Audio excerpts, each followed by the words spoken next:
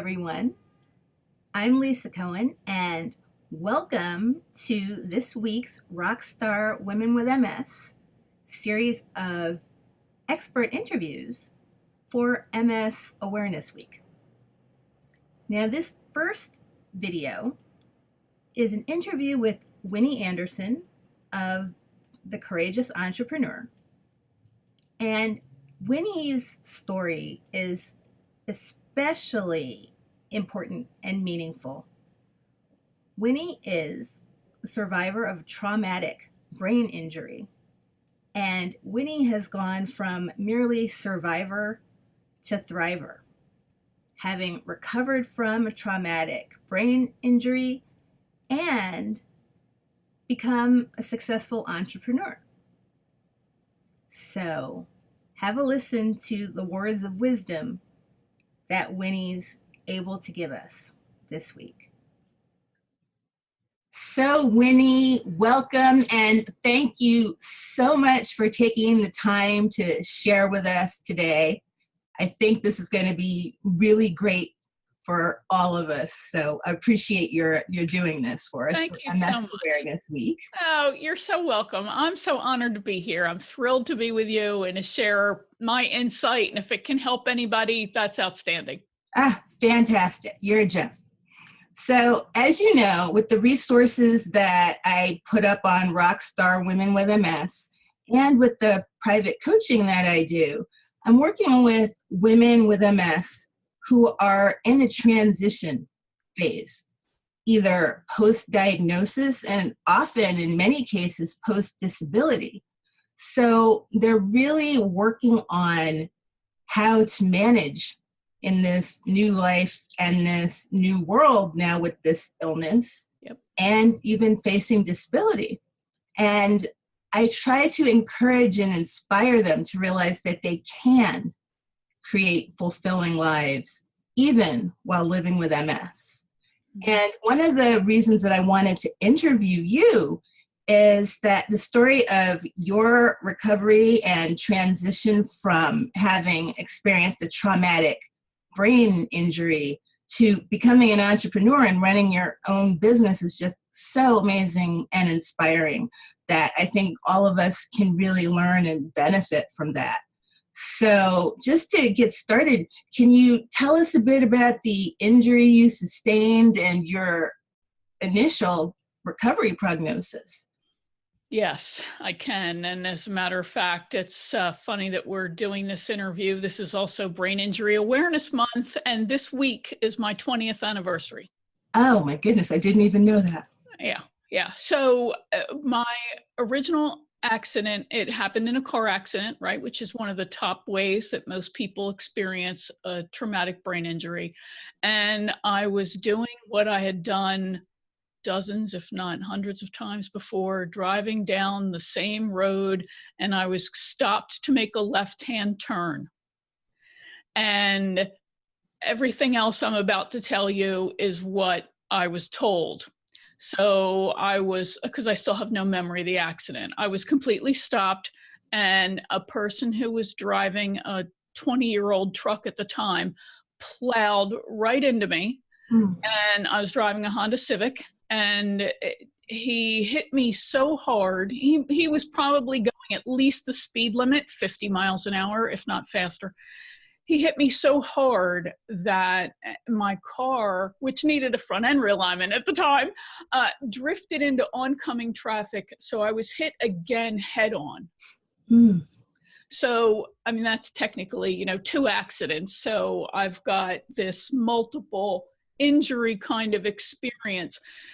My prognosis was not good. The fact that I survived is a miracle enough, because the vast majority of people who have my kind of injury with that kind of force die. So my prognosis was, when I left the hospital, I was in there for a week, I was told that this is as good as you're ever going to get. So how I was at that point, 5 to 7 days after the accident, I could not control my emotions. I would just burst into tears at at nothing. Just I could not. It's called emotional regulations. I could not control, seriously, the sadness. I could not control anger. I had no management of what came out of my mouth or my eyes. I had profound double vision.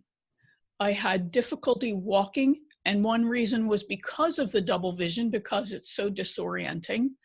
I had no short-term memory to speak of. I would continuously repeat myself over and over and over again, and I just wanted to hold my mouth shut because it was almost a compulsion. I truly could not control that.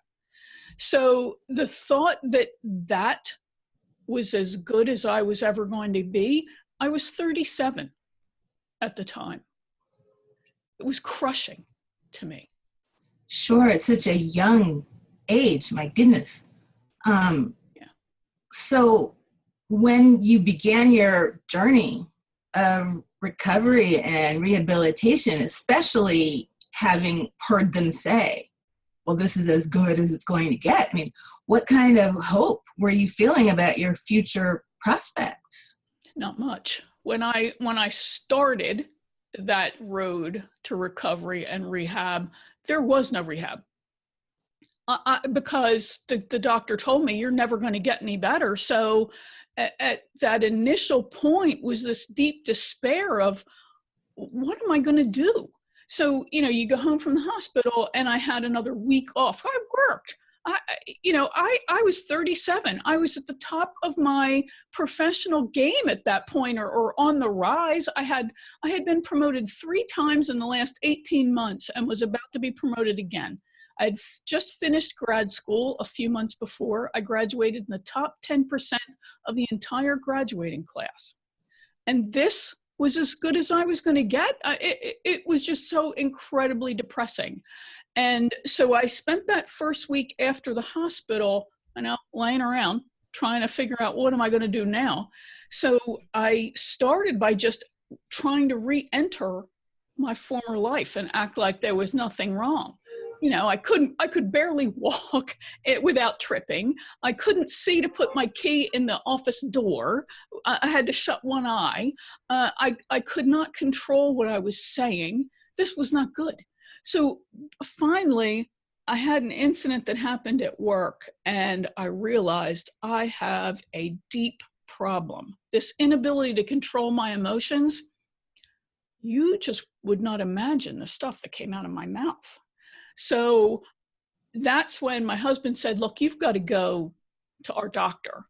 And that's when, in my opinion, the real rehab began, because he took control and he gave me hope. That's wonderful. That's wonderful, because I can't even imagine what that must have been like to basically be written off in terms of rehabilitation. So yeah, that was the wrong medical professional for you. Yeah, that's exactly right. And it was so, his attitude was just so dismissive. He never looked at me.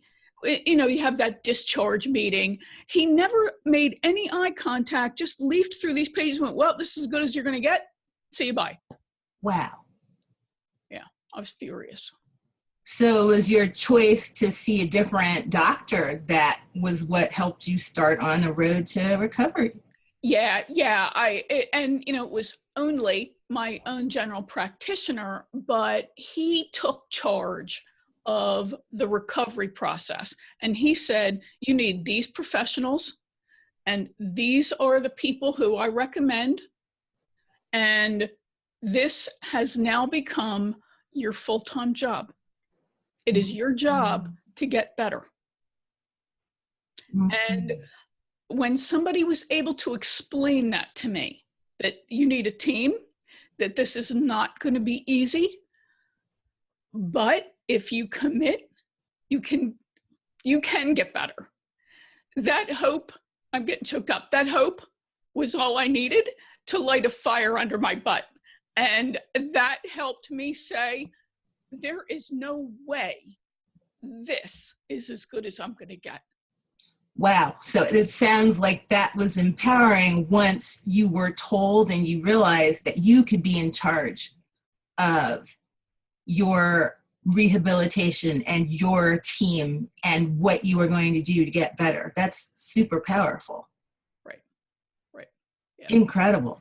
Yeah. So once you got started, what do you feel was the most difficult part of the recovery? Oh my gosh. The most difficult part was it was my identity. That's the most difficult part, because one of the I had a team. I had physical therapy to learn how to walk again. I had to manage my balance. That was the biggest issue. And because my eyes were all, haywire. So I had the physical therapy to focus on that. I met with a neurologist. I had a psychologist who helped me relearn how to control my emotions, which is not an easy thing to do. This is the area that controls impulse control. That was my first blow. So then the biggest thing that helped me was occupational therapy. And it was awful. I'm not going to kid you. It was so challenging I had to relearn how to learn. But the most difficult part of the entire process was in managing my identity. Like I said, I had been promoted 3 times in 18 months and was about to be promoted again for the 4th time. This was at a new employer. Before that, I had a great career in human resources for a casino hotel, an international company who sent me all over the country. So, and I graduated at the top of the class in grad school, right? So I had this identity that I was smart and that I was in charge and I was a professional. And while I do believe that I'm in charge of my care and that I'm an active participant, there was an element of me that felt like this was out of control. All right. Did it feel like you had lost that identity you had before the accident? Yes, it's exactly what happened, because I was the director of human resources. And I did have to, I tried to go back to work and manage working part-time or 3/4 time with my care. I finally gave in and accepted that I had to focus full-time on my recovery. So to go from I'm an executive, right, to I'm somebody who spends all their time in care was for me, so upsetting. And then to be able to struggle with issues like speaking. I had problems with my speech because of the head injury. I could not do basic math.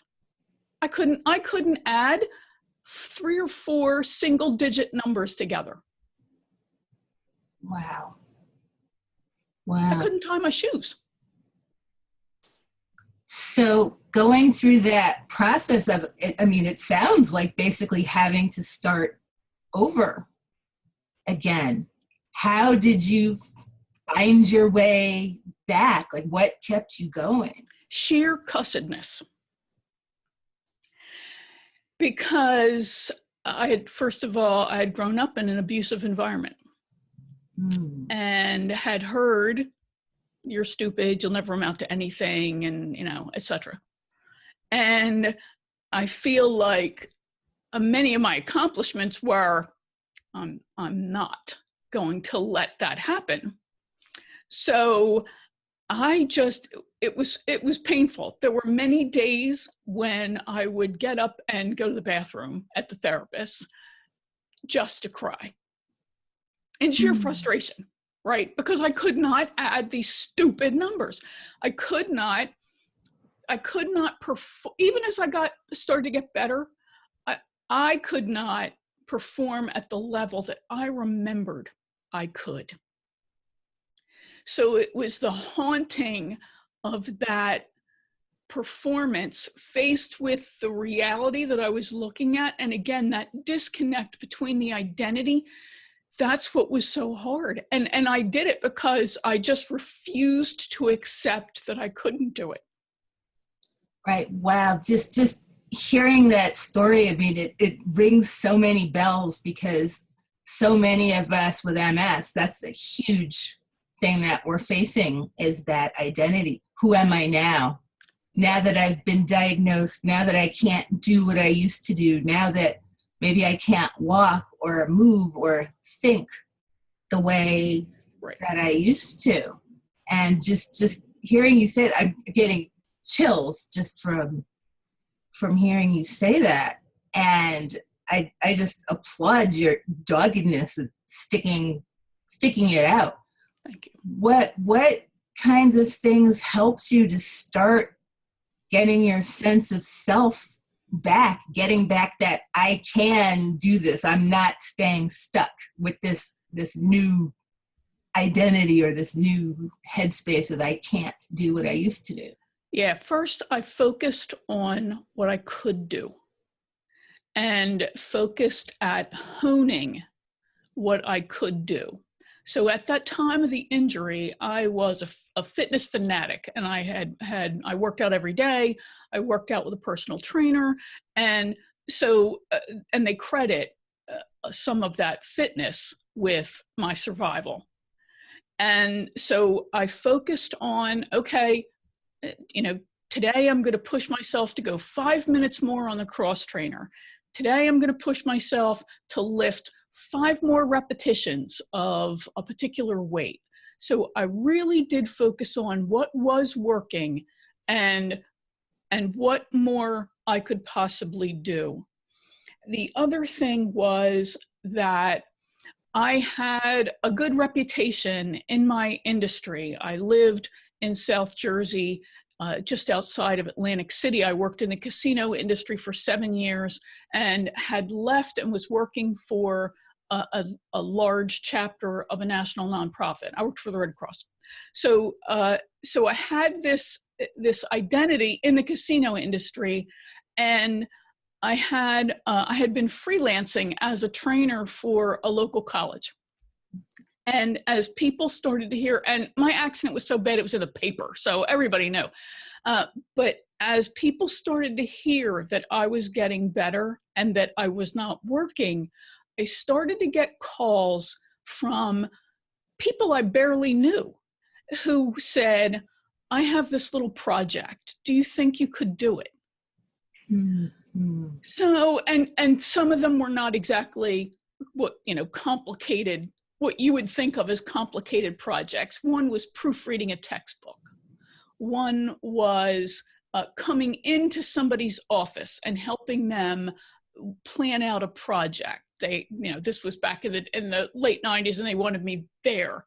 And I needed to get behind the wheel. I needed to be able to drive, right? There's that sense of independence, getting back on the horse or in the car in my case.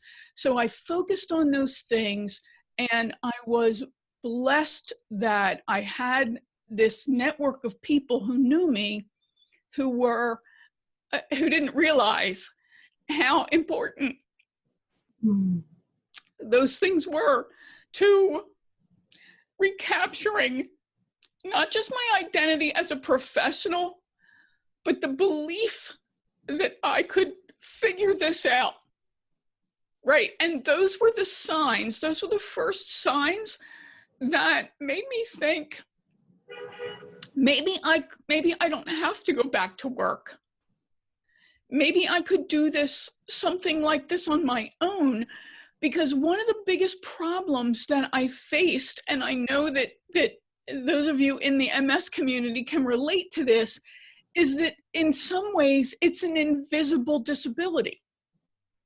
Right. So my doctor, one of my doctors, my psychologist, told me that, he said, someday you're going to wish you had a big scar down your face, because that would show people that you're damaged. He said, people look at you, you look great. He said, no one's going to believe you when you ask them to repeat themselves because you didn't understand what they just said to you. No one's going to believe you when you say you forgot something that you used to remember with ease. And he's right. At one point I did I did feel that way.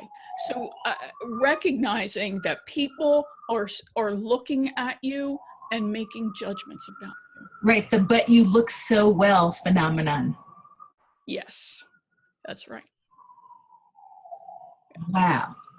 Now, when you started doing these more independent type projects, Mm-hmm. is that what planted the seeds of your thinking, well, maybe I'd like to become an entrepreneur? How did you decide that that's what you wanted to do? That little fantasy had actually been in my head for a long time, right? I think so many of us, if you probably asked people what are the two greatest desires, one is to write a book and the other is to be self-employed, right? There's this fantasy that we all have about being self-employed. So I had always dreamed of doing that to a degree, and I had experimented a couple of times with things like, multi-level marketing and that sort of thing.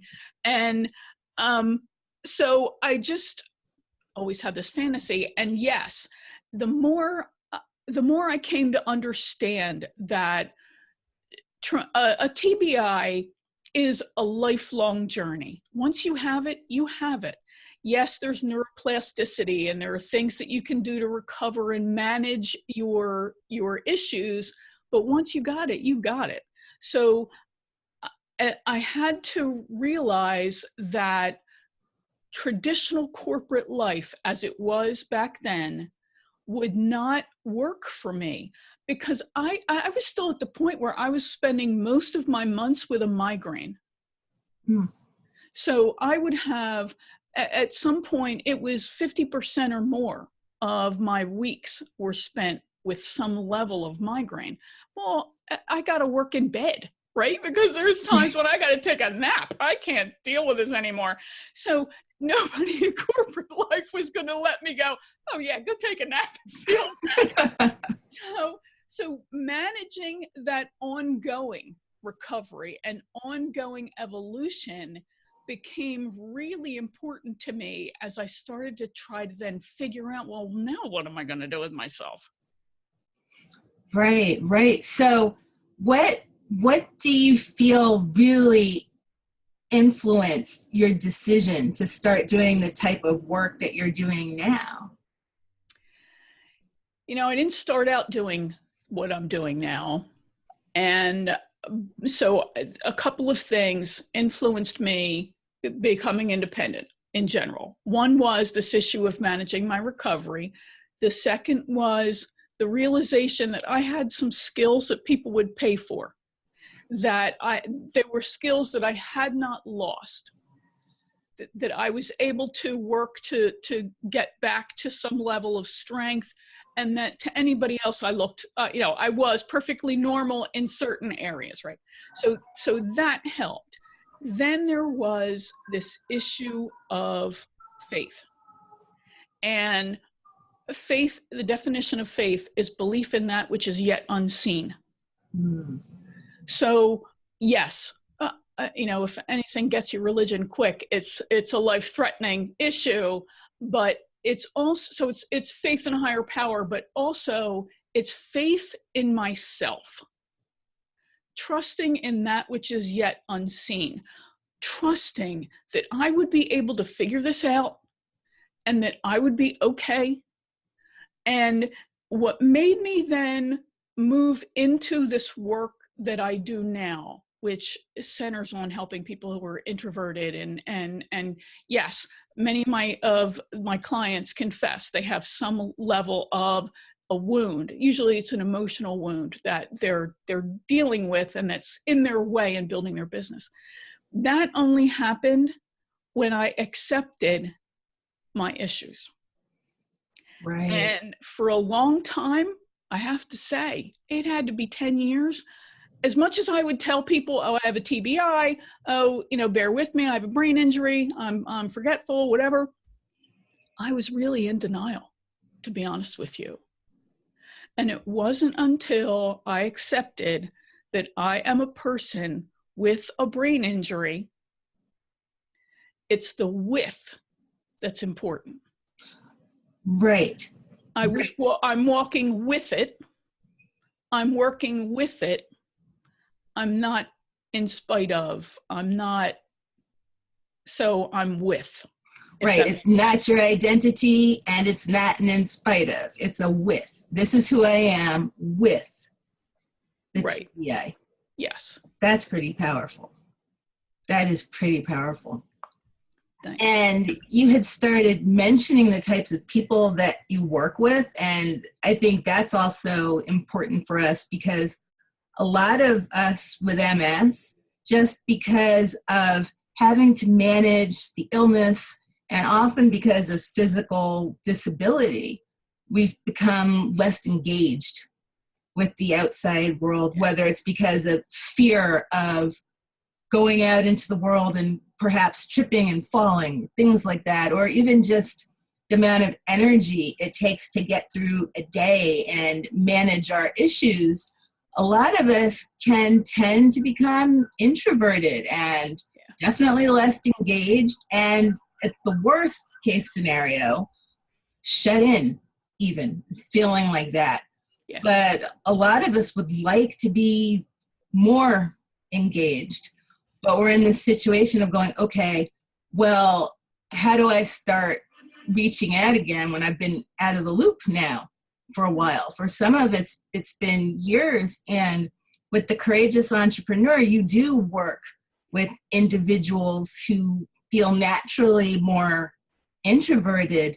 What kind of tips could you give to women with MS who have gotten more introverted but really want to start engaging and reaching out again? Yeah, there are a couple of issues in that. And one is, and I was not a true introvert at the time of my accident. I was probably maybe an ambivert, somebody who's in the middle. I had some introverted leanings, but I was, and I would say I was an extrovert. But after the accident, my brain literally went into introversion. So I think there are a couple of questions that you have to ask yourself. One is, am I truly an introvert, or am I depressed? Is this connected to a fear that I'll be rejected because of the issues that I have? So you want to really sit in that for a little bit and do some real thinking. And there's a website, 16personalities.com. You can take a free personality inventory, the Myers-Briggs, you get your 4-letter code, and that will show you, am I truly an introvert? But there still is, because of the isolation, there still is that tendency to go towards depression. So you do want to ask yourself that. The other thing is, the internet was in its infancy, really, at the time of my accident. Yes, I had a computer at home, but it wasn't my first thought to go to Google and search for something, right? So capitalize on the fact that technology has advanced to the point where you can have a robust life right here online. I talk to people every day. I see people every day. I'm not completely isolated. So I would encourage you to take advantage of the communities that are available online. And you want to make sure that you're finding, because your environment is so important, right? Your external environment is so important. You want to find people who share your mindset. And I love the whole concept of, being a rock star with MS, because I don't want to sit around and talk to people who are just going to boo-hoo because they have a brain injury. Well, I have one too. It's not, but I plan on living until I'm a ripe old age. It's coming with me. So that's important. And because we know that the people who are around us and our environment in general can impact our self-concept so powerfully, and our own mood and behaviors, it's super critical to make sure that those people who you allow in your space are of the optimistic mindset, the expansive mindset, who will help you navigate this new environment. So I would really encourage people to capitalize on that. And then if, for me, I'm fine with never leaving my house.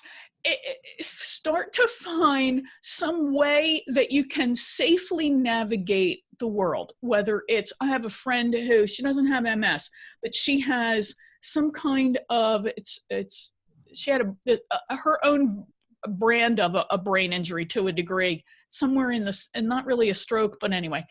So she needs a cane, she needs support. So we just call her, hey, we're going to lunch, want to come? And she'll say, hey, can we do this? Absolutely. So have that circle of trusted people who will help you, but not carry you, if that makes sense. Yes, that is so important.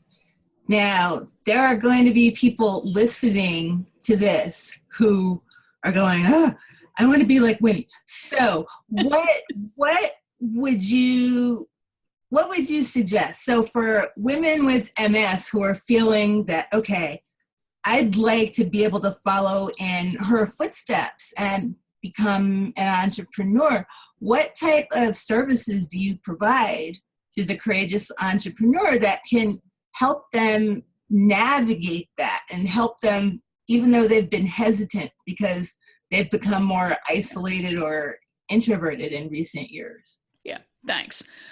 I do provide training and coaching and accountability support to help entrepreneurs start, and to even those who've been entrepreneurs for a while but haven't quite gotten to the level of success that they want. I have a program called Foundation for Success. So that would be the nuts and bolts of how I'm going to build a business, right? What am I going to offer? How am I going to price? How am I going to get clients? That's those building blocks. I also have a Facebook group for introverted, mission-driven entrepreneurs. So there are those two opportunities. And you can, if you want to check out the Foundation for Success program, just go to winnieanderson.com/foundation for success, all one word. And so for even people who are beginning, because I know there are going to be those who heard you say, well, for people who haven't achieved the level of success yet, and they're going to go, I haven't even started yet. That's okay for beginners as well. Absolutely. I have people at different ends, and I have people who have not launched at all. They are working full time. They're building their business on the side, or they are transitioning. So yeah, it's really for people who are in startup mode. Fantastic. And so let me ask you, what final words of wisdom and encouragement can you give to those of us who are living with MS so that we can live as large as we can while living with MS? Notice I didn't say in spite of, but while living with MS. Yeah, back to faith. Trust in that which is yet unseen. Believe in yourself that you can create whatever it is that you want to create. So if you are committed to living a rockstar life with MS, then you can do that. You have to define it for yourself, and you just can't afford to give up. So get that clarity you need, embrace, don't repel or fight your MS, embrace it and truly walk with it and be the person that you were always meant to be.